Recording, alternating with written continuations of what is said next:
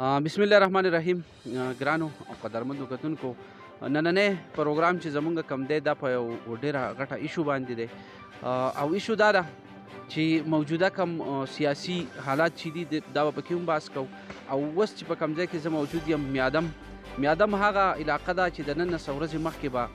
د میادم نوم په ټورسټ هغه پوینټ کې حسابېدو، لکه نن سبا چې کوم ملم جبه، کالام او یا ګبین جبه همدغه رنګې چې به د لرې ښارونو نه سیاح حضرات چې کوم دي، سیل کوونکي چې کوم دي به راتله، نو د میادم وزټ به یې خامخا کوو. نو میادم یو داسې ځای دی چې دا یو خپل تاریخ هم لري، او د دې سره سره دا یو ټورسټ داسې پوینټ دی چې د غیر ملکي سیاح چې به کوم وو هغو به هم د میادم لیدو نه په غیر واپس نه تلو. نن د میادم څه صورتحال دی او په څه وجه باندې دا میادم چې دی دا دومره بیکورډ تللی، آیا دا د سیاست ښکار شوی خو نه دی؟ هم په دغه حوالې سره به نن ستاسو سره خبرې اترې کوم. زموږ سره اوسئ. قدرمندو کتونکو، تاسو ولید د دې میادم چې کوم دی د روډ حالات. روډ د یو علاقې د سیاحت لپاره د ملا د هډوکې حیثیت لري.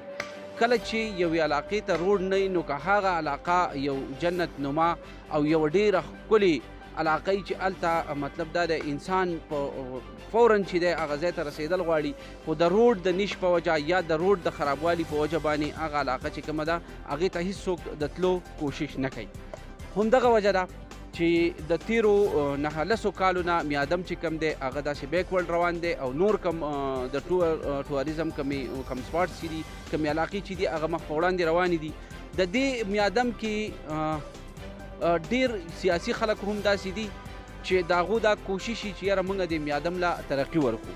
اوس د هغو د ترقۍ سره لکه مثال هر سړی خپل ځان چې دی هغه په خپله باندې پیژني. زه به دا ویما چې د خوازخیلې تحصیل خوازخیله ده، د میادم چې کوم دی د دې تحصیل خوازخیله ده، او د خوازخیلې زموږ هغه صحافیان وروڼه کوم چې په ایشوز باندې، کوم چې په مسایلو باندې، کوم چې په ستونزو باندې جوور نظر ساتي، هغه وروڼه د دې میادم چند کسانو ته یا یو خصوصي او 2-3 کسانو ته د هغو د نیوز انتظار کوي چې یاره د لوڼۍ په سایډ باندې به کم نیوز چې دی هغه به موږ ته براستی میادم راځي او هغه به موږ شیر کوو. نو د هغې انتظار کوي. کله چې هغه نیوز راشي نو هغه صرف او صرف د یوې سیاسي پارټۍ د دفاع دپاره د یوې سیاسي پارټۍ ته د فایدې رسولو دپاره یا یوې سیاسي پارټۍ ته د نقصان رسولو دپاره، خو په هغه نیوز کې داسې قسم ایشوز چې هغه د میادم سره ریلیټډ دي، داسې قسم مسایل چې هغه د میادم دي، د هغې باندې نه بحث کیږي او نه چې دی هغه ایشو څوک په دې د سوشل میډیا په پلیټ فارم باندې یا الکترونیک میډیا یا نور چې کوم دی پرنټ میډیا یا په ریډیو باندې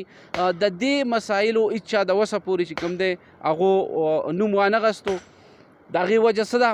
چې دا علاقه چې کومه ده دا یې د سیاست ښکار کړله چې په دې میادم کې به تاسو ته د پی ټي آی، د پی ډي ایم، د نون لیگ، د پیپل پارټۍ، د هرې پارټۍ مشر او ناظم چې کوم دی هغه به تاسو ته دلته میلاویږي. سوای هغو به د خپلې د پارټۍ دفاع دپاره ستاسو سره هر څومره میټینګز چې دي هغه به ارینج کوي، هرې جلسې له، هر جلوس له،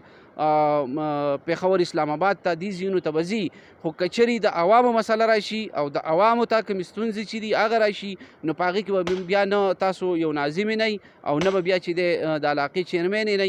دا حلقه چې کومه ده دا یونین کونسل میادم چې کوم دی دا په تیر ځل د PK3 سره ضم شوی، او دغه حلقه چې کومه ده دا د اوس موجوده دا د سردار خان کوم ایم پی ای چې دی د خوازخیلې د هغه حلقه ده. د دې نه علاوه په دې میادم کې کوم ناظمان چې دي هغه هم د مسلم لیگ نون سره تعلق ساتي، او هغه خلک چې دی که فرض که د هغو اختیار نه لري یا ورسره مثال سنی، نو د هغې تمه چې کوم ده هغه ته هم عوام نه کوي، خو کم سے کم اواز چې دی بجای د دې چې هغو د یو سیاسي پارټۍ دپاره کوشش وکړي، سټرګل کوي د هغې دپاره که د خپلو عوامو او د خپلو مسلو او خاص طور د دې روډ او کم سیاحت د میادم سیاحت ته چې نقصان رسېدل دی د دې ازاله چې کومه ده هغه به دوی په کم شکل کې ورکوي. نو دغه ستونزې چې کومې دي د خوازخیلې چې کوم زموږ صحافي وروڼه دي هغو له هم پکار ده چې دغه خپل ناظمان چې کوم دي، دغه خپل مشران چې کوم دي، هغو چې د نیوز انتظار کوي. تاسو د خپل وروڼو پکې خصوصي منشن کوم ځکه چې تاسو مثال په طور د یو سړي سیاسي فوز چې کوم دی هغه دومره په خوشحالۍ باندې لګوئ نو د دې عوامو د ستونزو دا تپوس دې ومو کوي چې یاره تاسو د اوسه پورې په دې روډ باندې د دې میادم په دې ټوریزم باندې د دې میادم په دې ته چې دا کم نقصان ورسېدو د دې تپوس دې ومو کوي نو دا به ستاسو زموږ سره او د دې قوم سره ډېر غټ خوالی هم د دې سره ما لطیف زاده او ملګري له اجازت راکوي الله مخاد او آباد